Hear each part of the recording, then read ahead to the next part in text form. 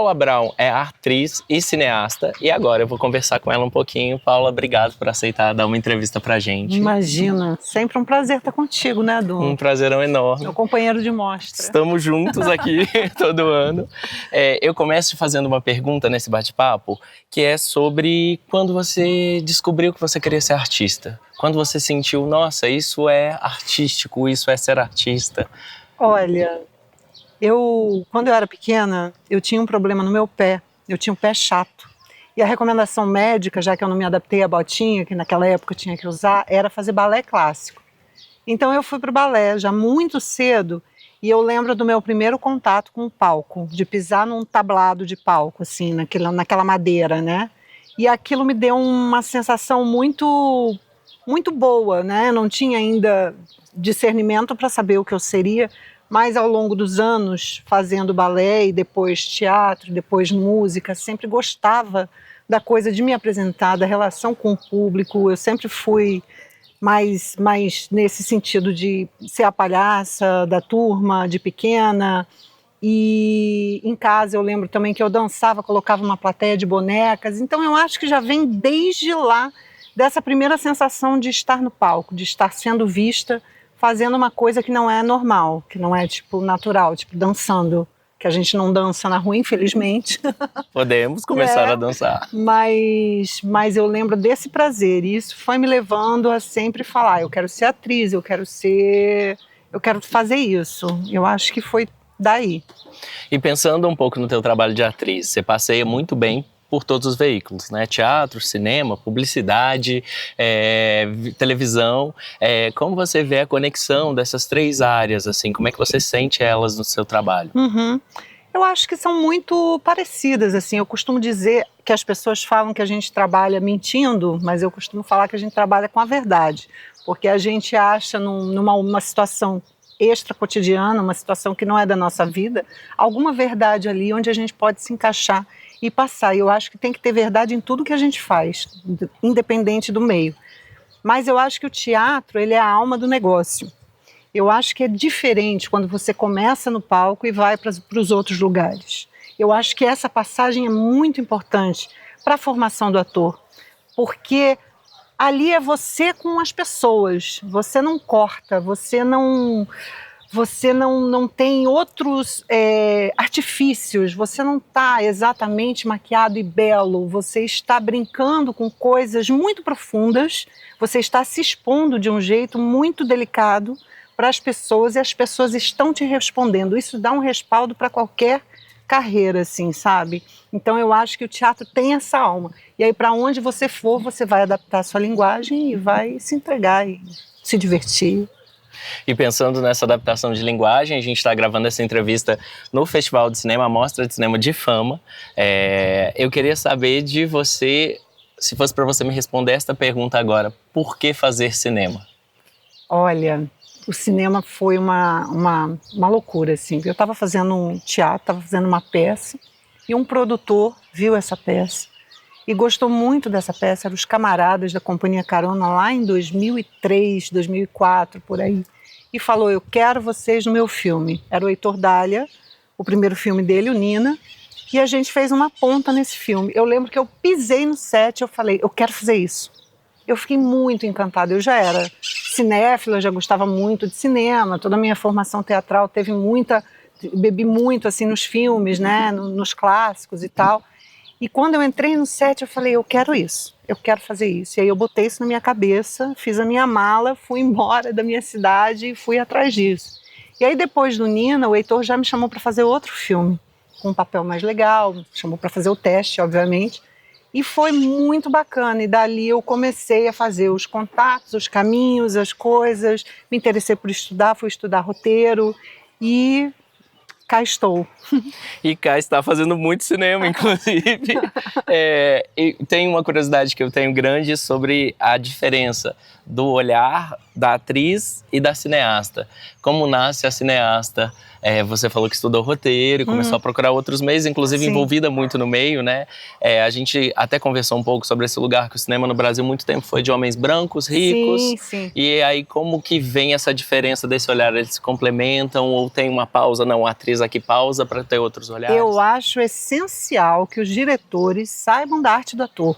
Porque a maioria dos diretores, agora vou ser um pouco polêmica, não sabe dirigir ator.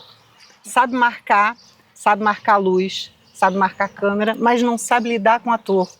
A gente passou durante muito tempo tendo preparação e a preparação é excelente. Mas tem muito diretor que entregava para a preparação a responsabilidade do trabalho do ator. E a responsabilidade tem que ser da direção, tem que ter esse olhar de fora.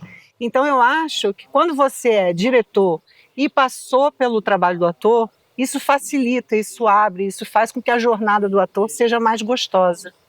Saindo um pouquinho do cinema e entrando um pouquinho nas redes, geralmente quando a gente vai entrevistar um ator homem, um diretor homem, a gente nunca fala, por exemplo, sobre os filhos. E aí quando a gente vai falar com uma mulher, a gente acaba sempre falando sobre esse lugar que passa por um lugar de machismo estrutural de Claro. pensamento.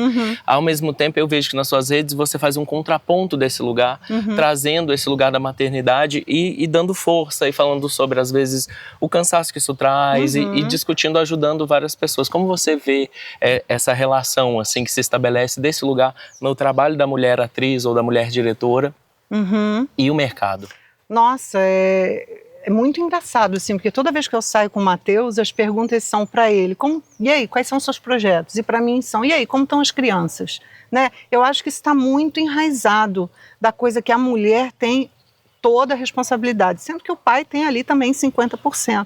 Eu acho que na minha vida eu fiquei muito tempo mais mãe do que profissional e Matheus muito mais lá na frente como profissional e com menos responsabilidade em casa. Agora a gente está mais equalizado. Agora eu estou fazendo as minhas viagens, as minhas turnês, os meus projetos e ele está lá. Né? A gente está conseguindo achar esse equilíbrio também nesse lugar, assim. É uma pressão social muito grande, né, para a mulher, sempre foi.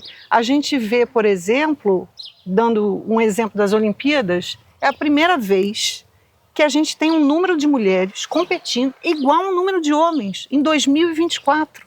Em 2024. A gente não tem ainda esse número no audiovisual. A gente não tem. Né? Tanto que a gente vê os festivais e aí saem nas páginas que eu sigo, por exemplo, de cinema feminino, apenas 3 mulheres foram indicadas a prêmio de melhor direção e 7 homens. Agora está mudando um pouco. Mas como é que vão ser indicadas tantas mulheres quanto os homens se ainda não existe um mercado que receba essas mulheres? Mesma coisa vale para os cineastas negros, mesma coisa vale para os cineastas indígenas. Essa descentralização do poder no cinema é muito importante. E aí você vai participar de um edital e você também participa e sabe, e aí tem que pontuar. Quem é que tem mais ponto para conseguir um projeto? Quem está produzindo? Quem está produzindo há anos. E quem é que está produzindo há anos? As mesmas pessoas. Os mesmos homens brancos, poderosos, herdeiros e ricos. E a gente fica assim, caramba, eu tenho um filme só, eu não tenho tanto ponto, eu não tenho como competir, e realmente é muito difícil.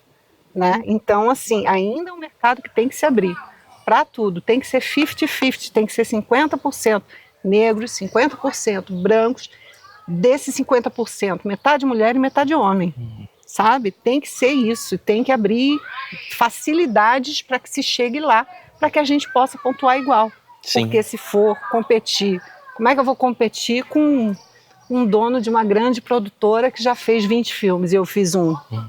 É muito difícil, às vezes o projeto pode até ser melhor e a gente perde muito projeto bom por causa disso. E vê muitas vezes no cinema as mesmas histórias sendo contadas. É isso que tem que acabar, é isso que a gente tem que começar a prestar atenção. Concordo plenamente, já passou da hora, inclusive. E aproveitando esse papo de redes, a gente até começou esse papo ontem também um pouco, a relação do trabalho do ator com as redes sociais e essa cobrança de um ator ter que ter uma carreira também nas redes sociais, o que impede, às vezes, a presentificação do trabalho do ator, de verdade. Como você vê isso nesse momento também? É horrível isso, não tenho outras palavras. Ator não é influencer.